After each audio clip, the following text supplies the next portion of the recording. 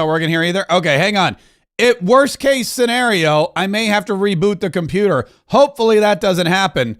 But you never can. You never can tell with these things. What's up? This is Mark Kaye Saves the Republic. Hang on 1 second. Hang on 1 second. There we go. I see it now. Do you see me? Hold on, let me go back here. Oh, there we go. All right. Hold on. We're gonna take two. We're gonna take. Hang on. Here's what we're gonna do. Ready? We're gonna take two on the intro, because that'll save me some editing. In the. Okay, here we go. Ready? 5, 6, 5, 6, 7, 8.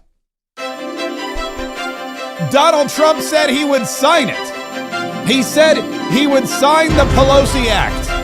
And I'll tell you what, if the Pelosi Act actually becomes law, then I know a lot of representatives, including my own, who will announce their retirement. But that's a big story. That's a big story that just popped up. We're going to share that with you here in just a minute as we kick off today's fantastic episode of Mark Kaye Saves the Republic. Thank you so much for being here, folks. Today starts the 101st day of President Donald Trump's presidency, his second, administration. Donald Trump, a whole lot was made about the first 100 days, right? Everyone was talking about the first 100 days. Everyone was talking about the first 100 days, the first 100 days this, the first 100 days that. What did Donald Trump do in the first 100 days? What hasn't he done in the first 100 days? But now we begin the second 100 days. And the second 100 days, I'm going to be honest with you, I'm looking forward to even more than the first 100 days because President Donald Trump says, you ain't seen nothing yet. He held a rally yesterday. There was a rally yesterday in Michigan where he talked all about the wonderful things that he's got planned, not just for today and tomorrow, but for the remainder of his entire presidency. And it starts with tax cuts. In the coming weeks and months, we will pass the largest tax cuts in American history, and that will include no tax on tips, no tax on Social Security, no tax on overtime. It's called the One Big Beautiful Bill, and it will be the biggest bill ever passed in our country's history. It will include the biggest tax cuts, regulation cuts, military supremacy, and just about everything else.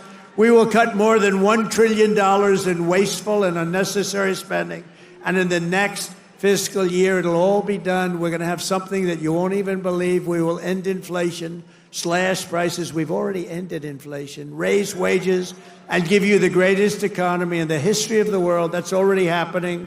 With our tax bill, the average family's take-home pay will be at least $5,000 more than it was just a couple of months ago. I mean, how amazing does that sound? That all sounds great. Military supremacy, tax cuts, the largest in history. We're going to make sure that the existing Trump tax cuts are codified and that they're not going anywhere. And on top of all that, there's going to be no tax on tips, no tax on overtime, no tax on Social Security. He's going to try to push so that if you pay via loan for an American-made car, the interest on that loan payment will be tax-free. All kinds of great things are in store, not just for the next 100 days, but for the next 3 years of Donald Trump's presidency. It was an incredible rally. Incredible. And he started out by saying, look, it was just 100 days ago, and look at all we've accomplished. In 100 days, we have delivered the most profound change in Washington in nearly 100 years. I read an editorial today that this is the most consequential presidency in history. How about that? And it wasn't even by a group that would normally be supporting us. It was a group of people that I think they tend to be on the liberal side, but they said it's the most important election, the November 5th, that changed it all. You have to see, you hear some of these numbers, but that is the most consequential election that we've ever had in our country. And what a nice thing. I'm going to start again subscribing to that particular paper. Even if I don't read it much, I'm going to subscribe. But it was a very nice compliment, especially from them. They know who I'm talking about. We're ushering out the long reign of special interests and the radical left lunatics, and we're ushering in the golden age of America. That's what we have. That is right. The golden age of America had begun on January 20th, and we are going to continue to manifest and build what is the best and the greatest and the most amazing country, the wealthiest, the safest, the strongest, the coolest, the most bad mama jamma country that this world has ever seen. And we're going to do it with, of course, Donald Trump at the helm. He's got big, bold plans for the future, and we're all going to do what we can. Even The Atlantic said this was the most consequential election in history. Donald Trump vowing to renew his subscription. I don't know if that's going to happen. I mean, look, Doge is cutting out waste, fraud, and abuse, and nothing seems more wasteful than a subscription to The Atlantic. We're going to get to all that all that stuff here in just a minute. But first, ladies and gentlemen, please make sure that you have subscribed to this podcast. If you're listening, if you can hear me right now, if you can see me, if you're looking at my bald head glowing in the studio light, then just hit that subscribe button. Hit the hit the notification button so that whenever we create new content, you're getting notified of it. Whenever we create new content, you know that it's just been published, and you can race over to YouTube and you can hit play and you can enjoy it, or you can go to your iTunes or your Spotify account and listen to Mark Kaye Saves the Republic, because we do it every single day at 1 p.m. Eastern time. And we're going to continue to do it until somebody drags us away, pries the microphone out of my cold, dead hands. Fun fact, though, my microphone's hands-free because I have this nice little boom arm. I have this nice little mic arm that's very sturdy. And I really recommend, if you're starting a podcast, by the way, if you've ever considered starting a podcast or doing a live stream and you're looking for a mic stand, I highly recommend this one. I'm not a paid promoter of it. It's just, it served me very well, very sturdy, very affordable. You know, you can hit me up for any more tips that you may need. Listen, we've got this Pelosi Act thing is hilarious. This isn't new, but it's exciting that it's coming back. I was waiting for it to come back, and it's now kind of coming back. Josh Hawley originally came up with the Pelosi Act, and the Pelosi Act bans stock trading.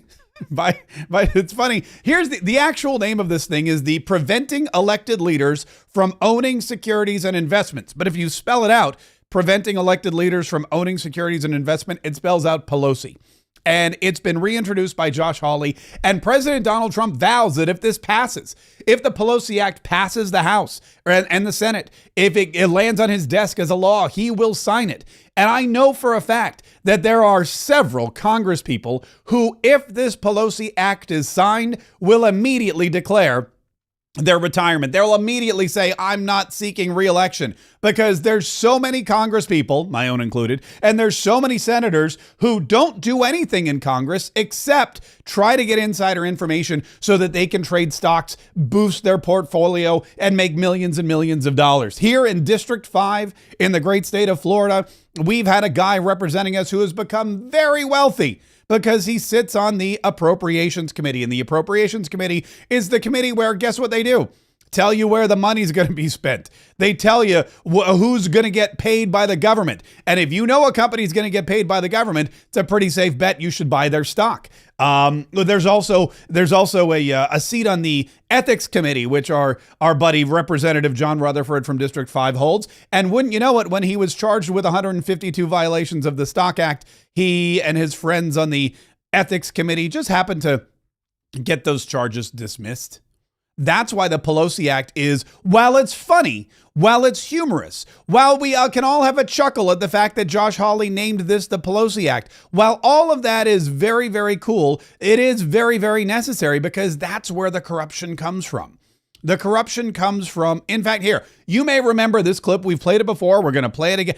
I may play this every single day. As we get closer and closer to the primary on August 18th, 2026, I'm going to play this every single day. Listen to this. So one of the committees where people have a lot of information is the Appropriations Committee, because they can view almost any vector of government funding.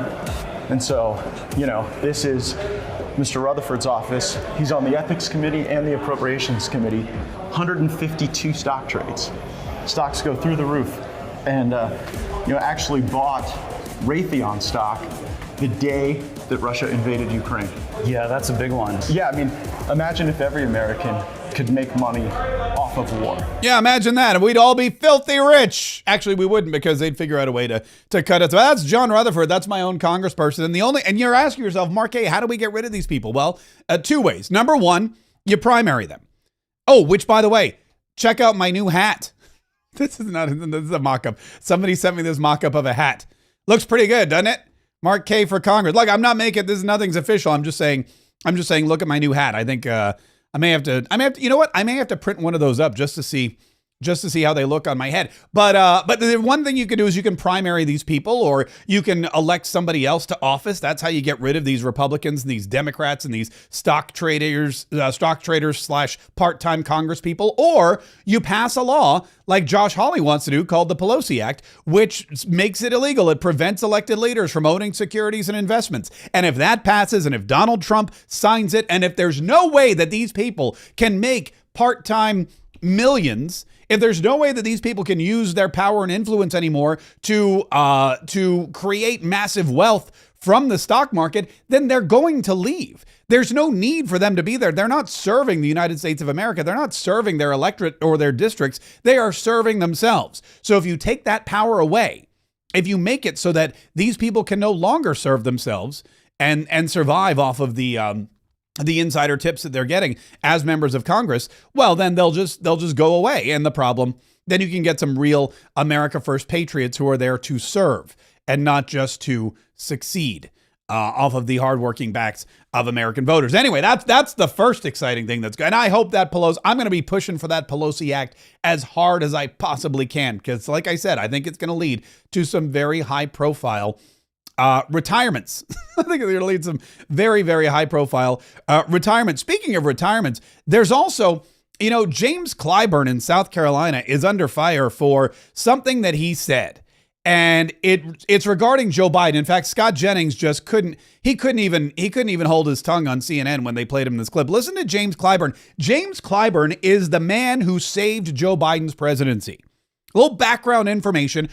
James Clyburn has been a representative in South Carolina, I think, since South Carolina rejoined the Union after the Civil War. I may be wrong. It's a long time. I don't know how long, but James Clyburn's been around for a very, very long time. And he's known Joe Biden for a very, very long time. And when Joe Biden ran for office in 2020, and he lost in Iowa, and he lost in New Hampshire, the panic that there was massive panic in the Democrat Party. There was so much panic, they couldn't believe that Joe Biden, who was their vice president with Barack Obama for 8 years, Joe Biden, who was their golden boy, Joe Biden, who they needed to have in the Oval Office because he knew where all the skeletons were buried and all the skeletons in the closet and everything else. They couldn't believe that this guy was so unpopular, even with his name recognition, that he was losing so badly to people like Bernie Sanders and Pete Buttigieg. So what they did was they called James Clyburn and they were like, James, you got to help us. Biden's floundering. He's failing. This guy's a loser. We need to win. If we don't win South Carolina, then we are cooked. We're toast. So James Clyburn got all the black voters in South Carolina, like all of them. He was, whatever James Clyburn said, for whatever reason, he could get the African-American voters in South Carolina to just do it. And he goes, black people, vote for Joe Biden. This was, I think, before Joe Biden went on the Breakfast Club and said, if you don't vote for me, you ain't black. Before everybody in America realized how big a racist Joe Biden, that was see, do I have that? Yeah, this one. If you have a problem figuring out whether you're for me or Trump, then you ain't black. Yeah, it was before all of that. So James Clyburn was able to go out to his electorate and say, black voters of South Carolina, we must elect Joe Biden. And they did. They went out, they voted for Joe Biden. He won the primary. Then they went on to Nevada. And then they were able to take that win. And then they took a bunch of campaign cash. They paid off Bernie Sanders. They offered Pete Buttigieg a cabinet position as transportation secretary. Then they did whatever they had to do to win with 81 million votes, which no one still believes. And now James Clyburn is coming out and saying, I didn't even know Joe Biden was an idiot. No, I'm sorry. That's not what he said. Demented. By the way, Clyburn saying he had no idea Joe Biden was in decline and wasn't in a position to know whether he was in decline, his biggest supporter in Congress. So I was not around Joe Biden enough to tell you anything about his decline. I talked to him on the phone a lot. I saw him at events a lot. I saw no more in his declination than I've seen in anybody else's. People all age differently. Lord have mercy. The scandal deepens, is what I took away from that. I mean, James, I saw him at events, and I talked to him, and I saw no declination in his brain power and skill. And Scott Jennings is, he's like, Lord have mercy. I mean, it's true. It's just getting worse and worse. The scandal deepens. The number of Democrats who have now been proven wrong have openly lied to the American people, lied to the Democrat Party, lied to the voters and said, oh yeah, Joe Biden's fine. Tim Walz walked right out of the White House and said, Joe Biden's doing fine. Joe Biden's good to go. Don't even worry about him. And now he's saying, we picked the wrong candidate in Joe Biden. And that was definitely a problem. But and it wasn't just, look, Donald Trump mentioned this in this news interview yesterday with Terry Moran, and I don't want to replay all this. Early today, I dedicated almost the entire episode of the 47 Daily Podcast, my daily podcast, which outlines everything coming out of the White House. From the White House to my mouth to your ears for the next 4 years. That is our motto at the 47 Daily Podcast. And so I don't want to go into it too much because you can just listen to that. But I do want to play you some of the highlights because Donald Trump trounced this report. Like, I was on the phone calling 911 after I watched this going, there was a murder at the White House. Donald Trump just killed Terry Moran from ABC News. And 911 was probably like, yeah, I know. We just saw it. We just saw it on the TV. But man, he took Terry Moran he took him to task. He took him to town. Terry Moran, this smug SOB, walked into the White House thinking that he was going to destroy Donald Trump. He was all ready to go, man. He was cocksure that Donald Trump's, he was going to be Donald Trump's worst nightmare. And Donald Trump wasn't going to be able to answer any of his questions. And Donald Trump wasn't going to be prepared for him. Donald Trump was more than prepared. And man, he stuck it to Terry Moran every chance he had. Here's one of my favorite highlights. Do you think the reputation of the United States has gone down under your presidency? No, I think it's gone way up, and I think we're a respected country again. We were laughed at all over the world. We had a president that couldn't walk up a flight of stairs, couldn't walk down a flight of stairs, couldn't walk across the stage without falling. We had a president that was grossly incompetent. You knew it, I knew it, and everybody knew it, but you guys didn't want to write it because you're fake news. All right. Thank you. And by the way, ABC is one of the worst. I have to be honest with you. Thank you. Why is he thanking him? I never got that. He's like, okay, thank you. You guys are fake news. Thank you. You're actually the worst of all the fake news. Okay, thank you. Was he thanking the president? He's like, all right, yes. Thank you very much. I appreciate that. Which, by the way, they are. ABC News. That's they settled $15 million they're paying toward the presidential library, Donald Trump's presidential library, because of what they said because of what George Snuffleupagus said. He went on TV. He called Donald Trump a rapist. Donald Trump's lawyers were like, cha-ching, $15 million now that they're paying out toward Donald Trump's presidential library. CBS, who deceptively edited the Kamala Harris interview, taking one answer, which was bad, and tacking it onto another answer, which was horrible. They were like, okay, this answer she gave to this question is horrible. This one is bad, but nowhere near as bad as this one. So we're just going to edit them together and make it seem like she answered this question this way instead of the way that she actually did. They got busted. Their credibility has been shot. Donald Trump sued them. They're going to have to write a big fat check. And oh yeah, they've destroyed 60 Minutes, and the longtime producer of 60 Minutes just quit. Now there's an internal civil war at the news department. Scott Pelley's talking smack about his bosses on TV. It's really fantastic. And that, of course, isn't Donald Trump's fault. It's the fake news's fault. But then they got into this weird back and forth about Abrego Garcia's tattoos, which we all know are gang signs. But for whatever reason, Terry Moran was trying to tell Donald Trump, no, they weren't gang signs. They were just decorative body art. He wasn't a member of a gang. And then they looked, and on his knuckles, he had MS-13. There's a dispute over that. Wait a minute. He had MS-13 on his knuckles tattooed. He had some tattoos that are interpreted that way. But let's move on. Wait a minute. Hey, Terry. He did not have the letter MS-13. It says MS-13. That was Photoshopped. So let me That was Photoshopped, Terry. You can't do that. Hey, they're giving you the big break of a lifetime. You know, you're doing the interview. I picked you because, frankly, I never heard of you, but that's okay. I picked you, Terry. But you're not being very nice. He had MS-13 tattooed. We'll agree to disagree. I want to move on to something else. Terry. He wants to move. He's like, Terry, I want to move on to Ukraine. So President Donald Trump, you may remember, held up the photo of Abrego Garcia, and he has the marijuana leaf, and he's got the snake, I think it is. There's a skull, and then there's the cross and the symbolism, M for marijuana, S for snake, cross is the number 1, and then I don't know what the 13 is, but it's there. It's all right there clearly on the hand. And ABC News is trying to tell people, no. That's just that. You know what? That's just an interpretation. And Donald Trump's like, no, it's literally the MS-13 gang. I guess it's here. And they do that for a couple reasons. They do that so they can tell, oh, you're a member of MS-13, me too. And that way people won't mess with them. It's an undercover code that Abrego Garcia had. And I don't know why we don't know why they keep defending these people anyway, but they do. The person that you're talking about, you're making this person sound, this is a MS-13 gang member, a tough cookie, been in lots of skirmishes, beat the hell out of his wife, and the wife was petrified to even talk about him, okay?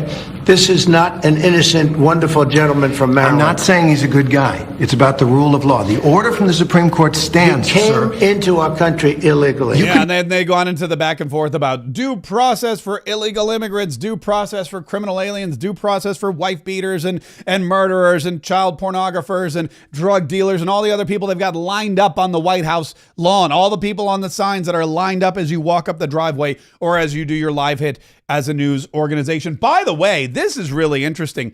You know who's really sick and tired of Democrats going to El Salvador to sip margaritas and take photo ops with an MS-13 gang member who beat his wife not once but twice? You know who's really sick and tired of it? Hakeem Jeffries, the minority leader of the House of Representatives. The Democrat leadership is like, yo, you guys are making us look so stupid. You're flying to El Salvador. First of all, you got, what's his name from Maryland? Chris Van Hollen, who uses taxpayer money to go to El Salvador, uses taxpayer dollars to take him and his staff to El Salvador, doesn't get to meet with Abrego Garcia the first day, doesn't get to meet with President Bukele because he's out of the country, meets with the vice president, hangs out for a couple more days, spending your taxpayer dollars. And what happens?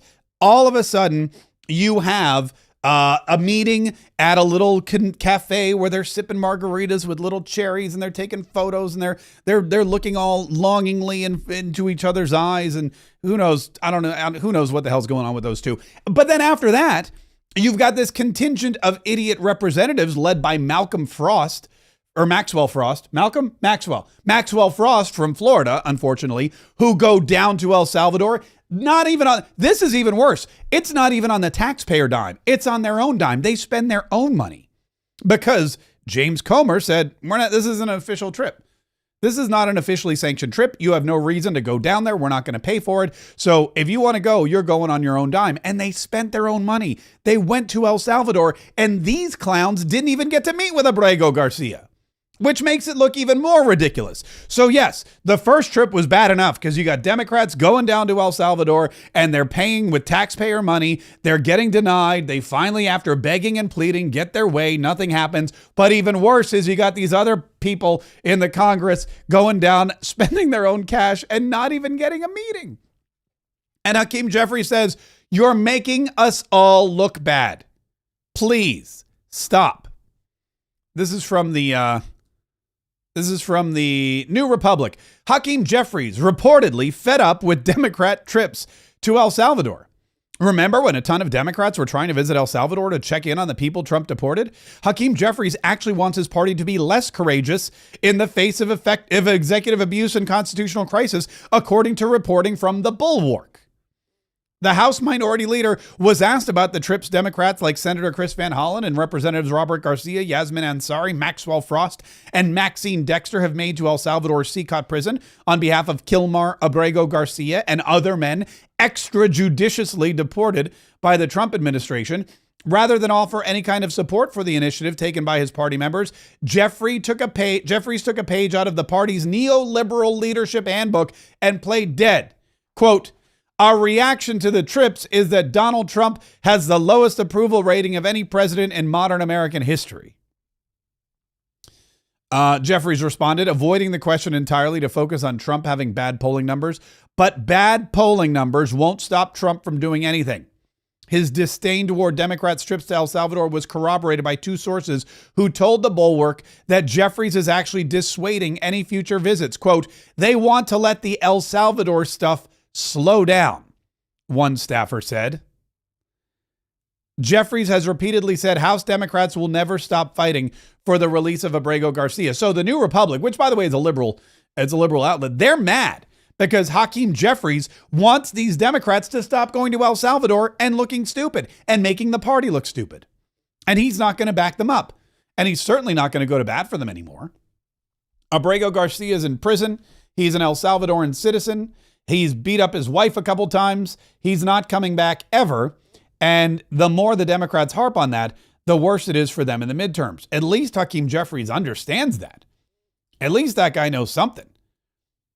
I mean, if only he figured out that these stupid singers they have on the steps of the Capitol building were just as bad for the Democrat Party as the trips to El Salvador, then he'd really be cooking with gas. If we build this world from love, Gotta die, die, die, die, die, die. Then God will build this world from love. Hakeem Jeffries sitting there.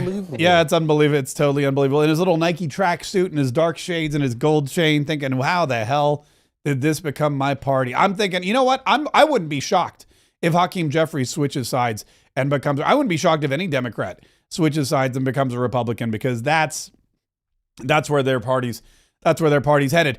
So Donald Trump, handed it to Terry Moran, and then today, he started in on his next 100 days. The next 100 days. What are we going to do next? Now that we've done all these amazing things, what's on the docket for the next 100 days? Well, we've got some stuff for you here. I didn't even have a chance to edit these, so I'm going to play these just totally unedited. These are clips from President Donald Trump's cabinet meeting. It was their 5th cabinet meeting.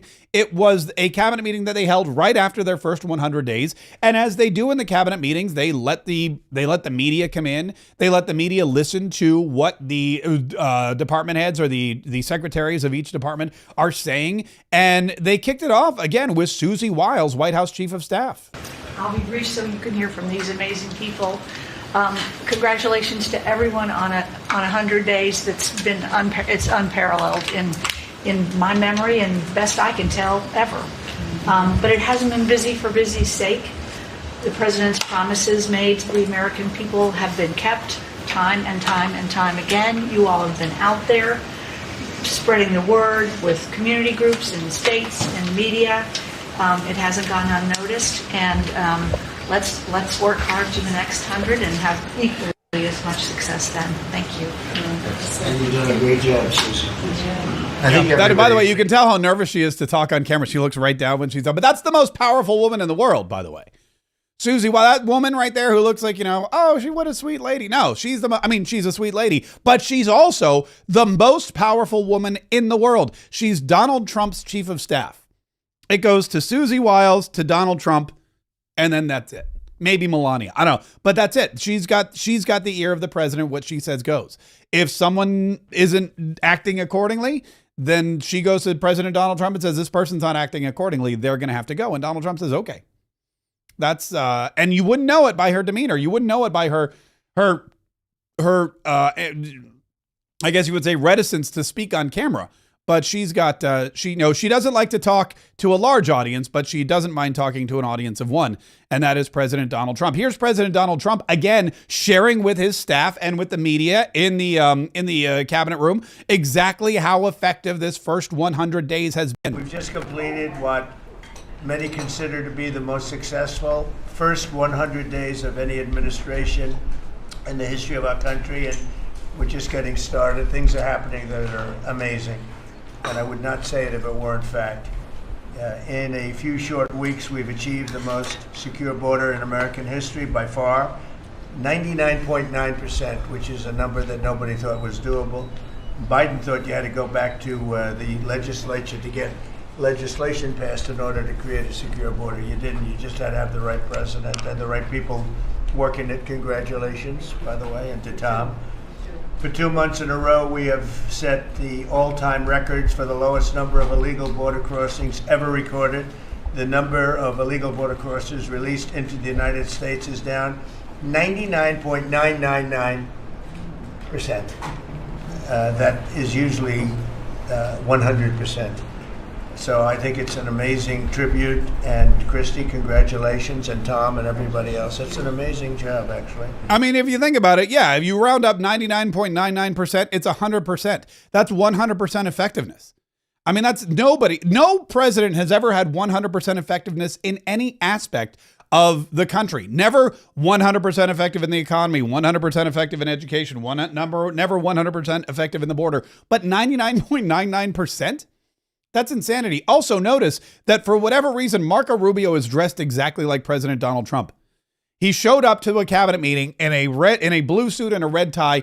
It wasn't even thinking, didn't even cross his mind that, oh, you know what? Maybe that's what President Trump's going to be wearing, seeing as how he wears that almost every day of his life. And it was done very quickly. We officially designated Tren de Aragua, MS-13, and the Mexican drug cartels as foreign terrorist organizations, and we're expelling these monsters from our country rapidly and working with the Department of Justice. Pam, you're doing fantastic. Your people are amazing. We're having some judge problems that everybody's reading. We're having some judges that don't like, killers, murderers being thrown out of the country. So I don't know what their problem is, but we have little difficulty. We won on the basis of a great border and of getting criminals out of our country. That was why we won every swing state.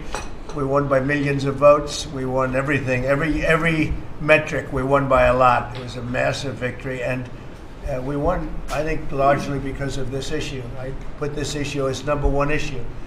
And they don't want us to do what we're supposed to do, and I don't think that can be. And I hope the Supreme Court is going to fully understand what's going on. We have to get the criminals out of our country, and that's the basis under which we won the election. Yeah, and so Donald Trump, again, doubling down on the border, saying, look, the border is secure. It's 99.9% secure. We've got to keep it secure. And now it's up to the Department of Justice. Now it's up to the courts. Now it's up to these ridiculous judges who think that they are more powerful than the President of the United States. It's up to these activist judges who are obstructing justice, breaking the law, and aiding and abetting and giving refuge to Tren de Aragua gang members and convicted criminals and sex abusers and terrible people. These judges who are supposed to uphold the law, who have made a vow to protect the Constitution of the United States of America, are actively working against it. And so Donald Trump is throwing them in prison. Donald Trump also had Secretary of Defense Pete Hegseth speak at the cabinet meeting today. And I think it's very important. A couple of important things happened. First of all, President Donald Trump said, look, Pete Hegseth is doing an amazing job. He mentioned this at the rally yesterday, too. He said the fake news is going after Pete Hegseth with fake stuff. And he's a tough guy and he's going to take it and he's doing a fantastic job and he's not going anywhere. The person that number one, I have so much confidence in him. The fake news is after him, really after him, but he's a tough cookie. They don't know how tough he is, Secretary of Defense Pete Hegseth. Pete!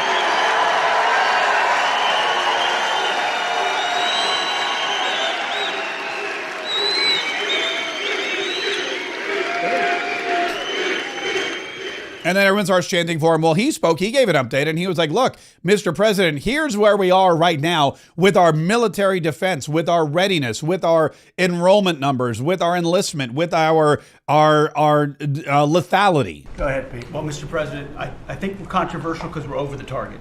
And like so many things, Mr. President, you inherited a demoralized military that couldn't recruit, that was perceived as weak after what happened in Afghanistan and elsewhere because of Joe Biden. And what we have seen since your election and the inauguration has been nothing short of a recruiting renaissance. It's true. Decades, it hasn't been decades since we've seen this kind of recruiting in the Army, the Navy, the Marine Corps, the Air Force. The men and women of America want to join the United States military led by President Donald Trump. And the police, by the way. Absolutely. And fire.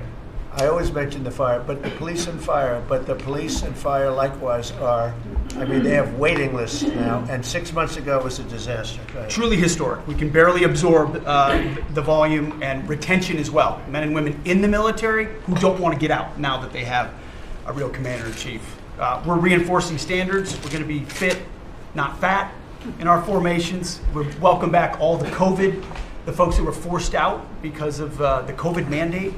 We've ripped wokeness out of the military, sir, DEI, trans, and it's Fort Benning and Fort Bragg again. at the DoD. We're rebuilding the military, sir. The Golden Dome is well underway. F-47, reassuring allies and deterring enemies. We found nearly $6 billion in DOGE savings that we're going to reinvest, including $50 billion from the Biden administration focused on things like climate that have nothing to do with lethality and warfighting. And we will have, as you said, sir, the first $1 trillion budget that we plan to spend wisely on behalf of our warfighters. You can always, by the way, if there was a Pete Hegseth drinking game, lethality would be one of the words. It would be like drink because he loves, that's a great word. But I mean, it is the number one word you want to use when you're describing the Defense Department. You want your military to be lethal. Lethality is the first, it's the prime directive of any and all fighting force, or at least it should be. Or at least it should be. Mike Waltz, who we haven't heard a lot from, our good buddy Mike Waltz, who was the congressman from District 6 here in Florida, then became the NSA director, the National Security Advisor, pardon me, and then got embroiled in that whole Signal Gate thing. Well, he was out and he was talking about, of course, the issues or the steps that they've taken to keep America safe from all attacks nationwide. Mr. President, the last 4 years, the world experienced a total lack of zero leadership under Biden, and then we've had 100 days of your leadership with respect, with strength, starting with there'll be all hell to pay if you don't let our people go. Dozens, over 40 Americans have come home under your leadership. Far more terrorists are no longer threatening the homeland under your leadership, pulling all of these agencies together, including the evil individual responsible for the Abbey Gate bombing, and to sit with the 13 Gold Star families. And you showing that follow-up and that justice has been incredible. But pulling this great team together, Mr. President, everything from revitalizing shipyards to cyber to space, that takes this entire team working together. It's an honor to serve you in this administration, and I think the world is far better, far safer for it. Thank you very much. By the way, now I know why President Trump likes having these meetings, because as he goes around the table, everyone just tells him how great he is. Which, I mean, like, it's true. It's true. But like Mike Waltz's report was basically, hey, listen, Biden was horrible. You're amazing. And let me tell you why. And if I would have that meeting every day. If I were president, if I were Donald Trump and I was like, okay, everybody into the conference room right now, let's go around one by one. And you can tell me how great I am. Here's CIA director. What's his name? So the CIA, I don't know, Ratcliffe. I don't know if he's going to say anything. He's probably the one person here that's not allowed to talk about the great job he's done, but go ahead anyway. Mr. President, as you know, at your direction, the CIA has deployed our unique covert action authorities in various places and continents to successfully advance your national security and foreign policy priorities, to advance peace, to end wars, to take terrorists off the battlefield, and to keep illicit drugs from coming into this country and harming Americans. Unfortunately, as much as I would love to detail your accomplishments in that regard, we can't do so in front of this crowd. But you and I both know, Mr. President, that you have had a profound positive impact on America's national security posture, and Americans are safer because of your leadership. See, there you go. Again, even John Ratcliffe's like, you know what? I'm the CIA director. I can't say a word about what we're doing. But let me just say this. You're doing a great job. You're doing a great job, President Trump. I mean, you know what? I can't actually talk about anything that we're doing because it's all highly classified information.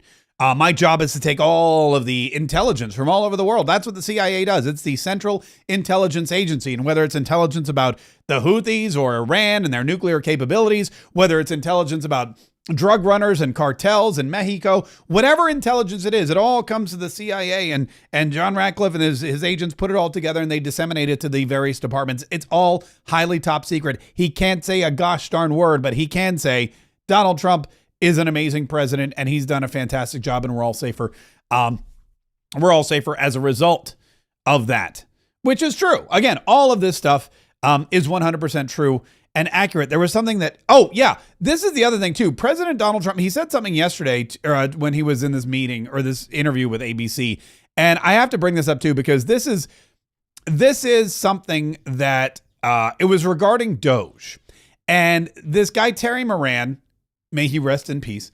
This guy, Terry Moran from ABC News, he made assumptions. He just started saying things that were not true, and Donald Trump called him out on it. And one of them was about referrals to the DOJ. A legal note fraud is a crime. There have been no referrals to the Justice Department on any. Well, you don't know that, do you? How do you know that? Have there been referrals to the? Are there criminal referrals? How would you know that there were no referrals? I think there were referrals. They generally. All right. There's been no investigation from the Justice Department. How do you know that? I'm asking you, sir. No, you're not asking me. You made a statement. You're not. Now asking I'm asking you. That was a statement that you made. There have been. I'm asking you. Have there been? Yes, there have. So there have been referrals for fraud from the work of the Of course there have been. Take a look at some of these things that took place. Billions of dollars were given to people for no reason whatsoever. Of course there have been. This is why Donald Trump is the worst nightmare for fake news reporters. The guy goes, there have been no referrals to the DOJ. Donald Trump goes, how do you know? How do you know we haven't referred him? He goes, I'm asking you. He goes, no, you're not asking me. You're telling me. You didn't. He's like, I'm asking you now. He's like, you didn't ask me. You made a statement. You made a blanket fake news, false, fabricated propaganda statement. You said, quote, there have, in fact, I'll play it for you. Listen, this is what this guy said. A legal note fraud is a crime. There have been no referrals to the Justice Department on any. Well, you don't know that, do you? Yeah, that's a statement. There have been no referrals to the Justice Department. And Donald Trump goes, you have no idea what you're talking. You don't know that. You don't know anything. How do you know that? Have there been referrals to the? Are there criminal referrals? How would you know that there were no referrals? I think there were referrals. They generally. All right. There's been no investigation from the Justice Department. How do you know that? I'm asking you, sir. No, you're not asking me. You made a statement. You're not. Now I'm asking you. That was a statement that you made. There have been. I'm asking you. Have there been? Yes, there have. So there have been referrals for fraud from the work of the Of course there have been. Take a look at some of these things that took place. Billions of dollars were given to people for no reason whatsoever. Of course there have been. I want to bring up. I mean, this is how fake news works. And what Donald Trump is doing is he's exposing fake news in real time. I'm a little shocked they didn't edit this out. He's exposing fake news in real time. What he's doing is he's saying, you don't know what you're talking about. You made a statement. There have been no referrals to the DOJ. He could go on the news. He could publish a report online. He could go on X and he could say the same thing. But there's no one there to refute it. So all of a sudden, you've got liberal idiots who are retweeting him and requoting him and taking this clip and they're playing it everywhere going, no deal. Donald Trump says there's fraud, but there have been no referrals for fraud. What? Donald Trump's lying. No, this fake news guy has no idea. And Donald Trump says, you don't know that. You're making an assumption. You don't know that. How could you possibly know that? Did somebody tell you that? And the guy goes, no, I don't. He admits it. He got the fake news to report that they're fake news live on the fake news. That's something, that's a talent. Donald Trump goes, you told me there were no referrals. The guy goes, no, I'm asking you. He's like, no, you made a statement. He goes, okay, now I'm asking you. Have there been? This is why Donald Trump said that ABC is the worst one. This is why Donald Trump said, you're fake news, and quite frankly, ABC is the worst. Because they will make these statements, they will fabricate facts, and then they will push it out there as truth, and they won't even seek the truth. They won't even look for rebuttals. Did he contact the DOJ? Did he ask anybody? President Donald Trump is probably the first person this guy asked about referrals for fraud based on DOJ's findings to the Department of Justice. And Donald Trump is like, you don't know what you're talking about, dude. He went after, by the way, we'll get back to the cabinet meeting in just a minute. He went after Donald Trump too for top secret clearance, for taking away the top secret clearance of Joe Biden and his cronies. And Donald Trump was like, so they're not trustworthy. I don't trust those people. It's not anger. I'm asking the justification for going after people you don't like. No. The people that I think are dishonest. It's not that I don't even know most of them. They're people that I think These are people made you angry. No, it's not anger. These are people that I think are very dishonest. I don't think they're worthy of being able to go into top secret information. I think that's fine. And Biden did that with many of our people. But when you look at it, these are people that I don't think are worthy. That's my decision. It's not a question of anger. Again, this is the narrative. ABC News says Donald Trump withheld or revoked top secret clearances from Joe Biden and Joe Biden's staff and these high-ranking officials in the Joe Biden administration. Donald Trump took away their security clearances because he's angry, because he's mean. He's vindictive. Donald Trump is taking away their security clearances because he's trying to get political retribution against his enemies. And Donald Trump goes, no, that's not it at all. I don't trust them. It's not that I don't like them. I don't even know who they are, but I don't trust them 100%. And these are top secret clearances. These are state secrets. In fact, a special prosecutor described Joe Biden as an old man, an elderly man with a bad memory. An elderly man with a bad memory. Well, Donald Trump said perhaps an elderly man with a bad memory shouldn't have top secret security clearance to our nation's deepest, darkest secrets. Maybe our national security is at risk if an elderly man with a bad memory, who, by the way, already got busted keeping top secret documents in his garage next to his Corvette, unlocked in an old box with God knows whatever else was in there. Maybe this guy isn't trustworthy or responsible. Maybe as the president of the United States, it's my duty to revoke his clearance so that our state secrets don't get into the wrong hands. Biden did something to me, and I did something to Biden. And you know why I did it? Because he's grossly incompetent. That's not a man that should be allowed to, be looking at things that are very confidential. But what about, because he didn't. 71 people. Here's a man that used an auto pen to sign very important documents. Now, who really is, do you think he knew that they were using an auto pen? I mean, he used an auto pen to sign very, very important documents. And so those are really the questions you should be asking. What do you think of the auto pen? Who wielded the auto pen? Because whoever that person was, think of it, whoever the person that wielded the auto pen, he was really the president of the United States, because I don't think that Biden knew anything about it. Yeah, I don't think he did either. Nobody does. All Joe Biden knew was what flavor ice cream they had in the fridge. He knew, how many vaccines he'd had, although I don't think he even did. Joe Biden wasn't aware of anything going on. He's not aware of what's going on now. And Donald Trump said he shouldn't. There's no reason for him to have top secret security clearance. We're not going to let that happen. And so he took it away. And of course, Terry Moran and the fake news media at ABC said, you're being vindictive. You're being mean. You're being a dictator.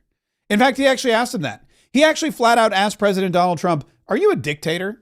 What do you say to people who are concerned you are seizing too much power and becoming an authoritarian president like we haven't had before? No, I would hate them to think that. I'm doing one thing. I'm making America great again. We have a country that was failing.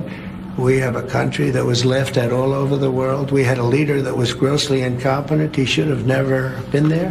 The election was rigged. He should have never been there. Our country suffered greatly, and now our country's coming back like nobody can believe. I have editorials just today where they're saying they've never seen anything like it. They love it. Our country's coming back, and we're respected again. Yeah, everybody loves it. There's the only people that are complaining about the country are the fake news media. Why? Because they don't control it anymore. The only people complaining about the country are the Democrats. Why? Because they don't control it anymore. The only people complaining about stuff are the people who are finding their worlds turned upside down, finding that their gravy train is pulling into the station, finding that their well is drying up, and there's no more. There's flat out just no more. All the waste, all the fraud, all the abuse, it's all gone. And so now they've got to try to find some other way. They've got to try to find some other way to make a living, because it's all over. Here's Brooke Rollins. She said so. I forget. I don't have this labeled properly, but I want to play this because she's been one of the most in-your-face secretaries or cabinet members, and she's the Secretary of Agriculture. And you usually don't see the Secretary of Agriculture play such a major role in an administration, but she's doing it. What a great day to be on with you. We're about 15 minutes away from our 5th cabinet meeting, of course, celebrating the 100 days. And I think a big part of that celebration is, frankly, how much we've gotten done to date, but honestly, how much more there is to do. And to your question, Secretary Kennedy and I, we don't agree on everything, but we do agree on most things. And that includes that with the chronic disease in this country, obesity, 74% of our adolescents wouldn't qualify for military readiness homelessness. I mean, it's one thing after another, that something has to change. And President Trump's vision of making America great again includes making America healthy again. And of course, that goes directly to agriculture, to nutrition, to getting the right food on the tables of all of our Americans. And then, as I mentioned in the clip you just showed, we not only have to do it because of nutrition and making America healthy again, it's also a national security issue. So Bobby and I are really excited about the partnership, and it's unprecedented, I think, in American history, and for any cabinet, for those two positions to work so closely together. I mean, and that's how it happens in this cabinet. These cabinet members, they work together on whatever it is. There's no my department, your department. That's why they come together. And every one of these meetings is Donald Trump saying whoever you need to get this done, you have to get this done. In fact, I want to talk about Secretary Duffy. Sean Duffy is the transportation secretary. And you may remember his very first hour on the job. He got sworn in and he immediately went to DCA because there was that horrific plane crash where the helicopter that was manned by Joe Biden's, I don't even know what you call her. Joe Biden's employee flew against orders from her superior, flew the helicopter directly into the plane, killing like 70 people. They crashed into the river. You remember that was Sean Duffy's first day on the job. He went there. He had to go build a road in North Carolina. He had there was all kinds of stuff going on. And this guy is working his tail off more so than the other transportation secretary we had under Joe Biden, a guy by the name of Pete Buttigieg. And Donald Trump actually mentioned that and how bad this country's transportation network, how bad this country's transportation system, and really all of our infrastructure is because of the ineptitude of Joe Biden and Pete Buttigieg, the former transportation secretary. I think we have to bring it up. We have very obsolete equipment for air traffic controllers. The towers have horrible equipment. It's been renovated for years. The money they spent over the last 4 years, this Buttigieg did a horrible job.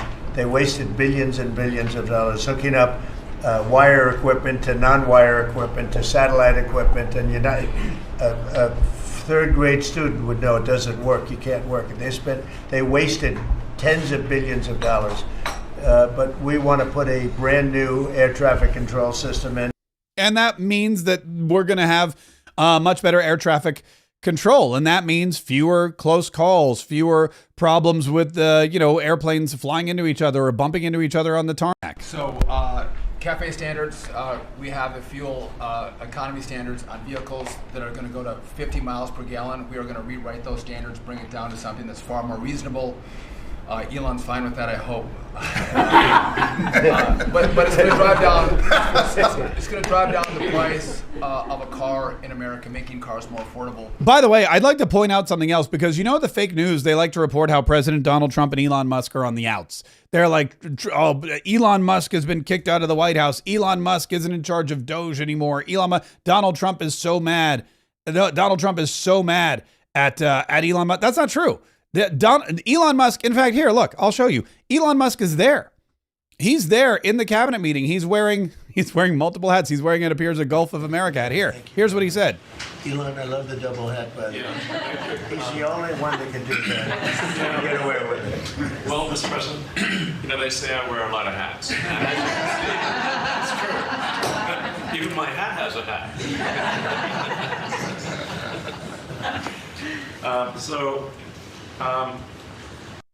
Yeah. Anyway, that was Elon. That was it. By the way, how much does he look like Mike Myers when he laughs? Elon Musk, when he laughs, that big toothy grin, he looks like Mike Myers from Wayne's World. But yeah, anyway, that's so Elon Musk is there. So that's another lie from the fake news media that they try to tell you. It's another lie that Elon Musk. Oh no, for families, he's out of it. Also, Biden had the social cost of credit when we build infrastructure, roads and bridges, adding 3 to 5% on infrastructure costs. We've gotten rid of the social cost of carbon, driving down the cost to build roads and bridges across the country. We have what is called follow the law.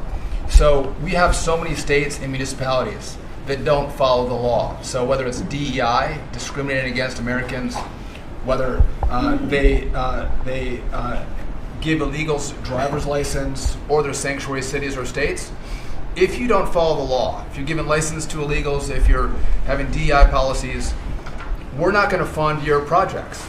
So you got to certify in your state or in your city to get road and bridge money or rail money that you're actually following the law, which includes the executive orders from you, Mr. President. We're cutting back funding. We send research money, Mr. President, to universities to do research on more equitable and sustainable transportation systems. Projects that'll use data and public opinion to inform policy and infrastructure and technology benefiting diverse communities, including women and gender non-conforming people. Just stupid wastes of money.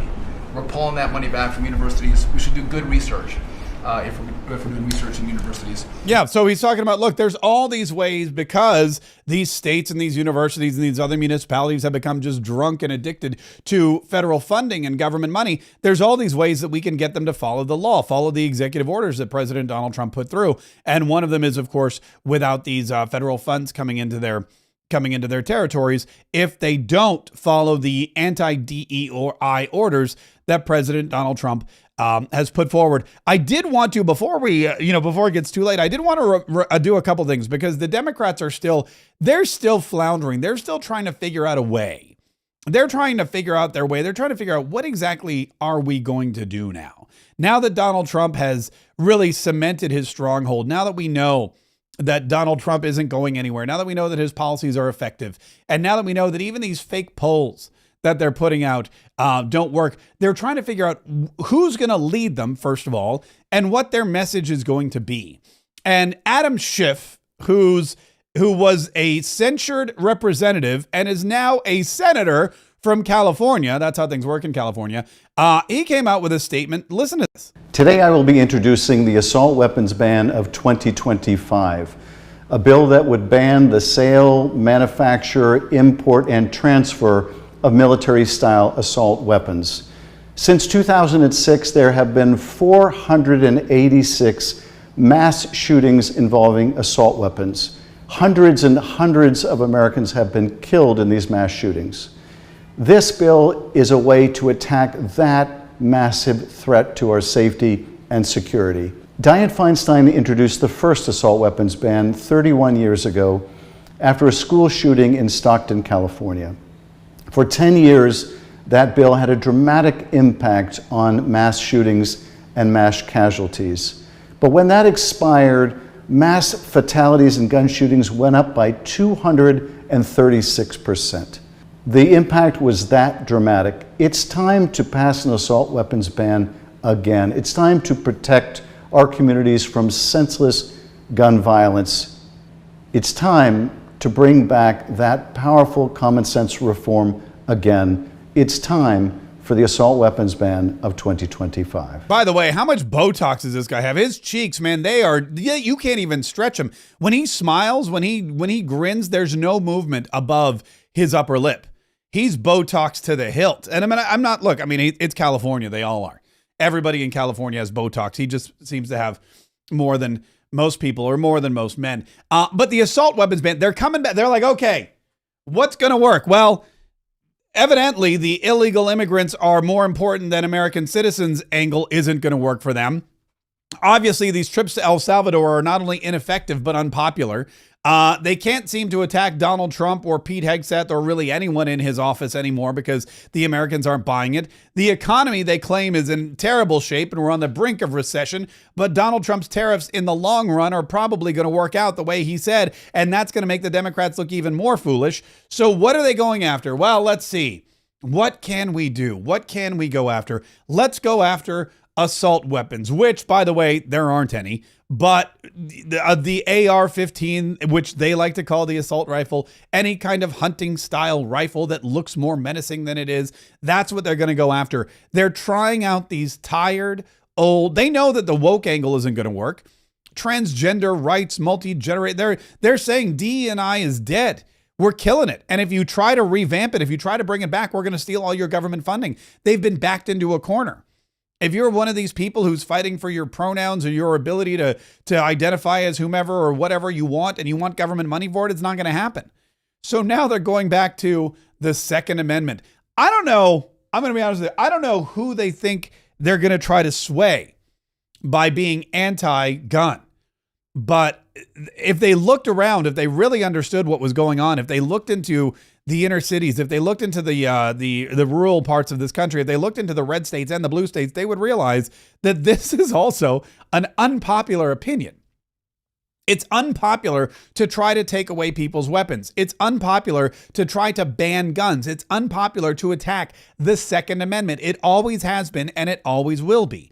But the Democrats, with no leadership and no clear message moving forward, are going to try to take your guns away. And they think that's a winning message. Maybe in California, although I doubt it. Maybe in New York, although I doubt that too. And if that doesn't work, which it won't, they're just going to fall back on the old let's attack Democrats. Here's Jamie Raskin from Maryland attacking Jack Posobiec, who we've had on our show a couple times. The right to organize unions. For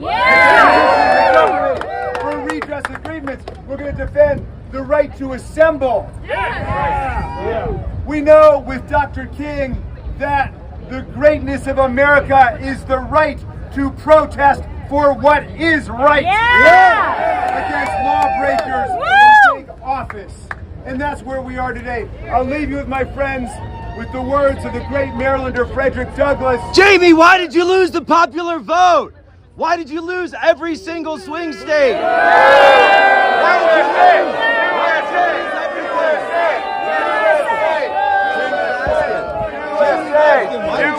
Get off me. Why did let me talk? Let me talk. Let me talk. It's not fake. Look at this. Look at this. Look at this. Oh, they're cursing, so I got to stop. Sorry, I just wanted to share that video with you because I thought that made me laugh. That made me laugh. So they're apparently the Republicans are taking away their right to assemble, which is weird because they're saying that at an assembly. Apparently, the Democrats are taking away their right to free speech, which is weird because they're saying that while screaming into a bullhorn without any repercussions. Apparently, the Republicans are taking away all of their freedoms, yet there they are exercising them just like anyone. However, when a Republican wants to exercise his freedom, he gets attacked by Jamie Raskin and his angry crowd of violent Democrat, left-wing lunatic socialist supporters. These are the people, by the way, these people who are manhandling Jack Posobiec at the Jamie Raskin rally, those people are the same people that are trying to get MS-13 gang members who beat their wives out of prison in El Salvador and back here to the United States of America. Listen, I got to say thank you to Transplanted Native for the $5 super chat. Transplanted Native dropping $5 on the chat. We appreciate it. They write, please don't play that awful quote unquote singing. Some of us are hitting mute when it's on. I mean, it happens to be my new favorite song, but I totally understand how some people are not fans. If you would like for, you know what, I'll tell you what, if you drop me a super chat every single day, I won't play it. Every day I get a super chat, I won't play that song. If, however, a day goes by and there is no super chat or rumble rant, then the gloves are off and you're going to have to get ready for that mute button. In fact, that may be a great way to solicit. You know, typically what I do is I say, hey, you know what? We're independent now. And if you want to keep the show going, if you want this podcast every single day, if you want us to be able to live stream the truth, if you want Mark Kaye Saves the Republic every time you go to the gym or get in your car, great. We want to bring it to you. But we need your support. Maybe what I'll do is I'll start saying, hey, if you don't want to hear that song anymore, start making it rain. And that way I'll keep that terrible, horrible, no good, very bad song off of, out of your eardrums. We'll just say without you having to press mute. Listen, so thank you so much to everybody who swung by today. Don't forget to subscribe, whether you're listening or watching the show, listening to or watching the show. Make sure you hit the subscribe button. Make sure you hit like. Make sure you hit the notification bell. The notification bell is your friend. If you hit that notification bell, you're going to get notified every single time we go live. If you're on Facebook, same thing. Make sure you're following our page so that you will be notified whenever we post anything at all, and we do it all the time. Some people complain that I post too much. I ignore them. When somebody complains I post too much, you know what I do? I post more. That's just the way my mind works. But I appreciate you being here today. Don't forget to join us tomorrow, 1 p.m. Eastern. We go live. And then, of course, you can catch us at your leisure on any of our platforms. And we do hope you continue to come back so that you can continue to get the truth, so that you can continue to see how fake the fake news is and how violent and angst-filled the Democrats are and how hopeless their agenda is and how dangerous their agenda is and how we will all need to continue to band together and come together and talk together and plot together and continue to stay vigilant so that we will always, at any time, anywhere, any place, be ready to fight so that we can continue to save the Republic.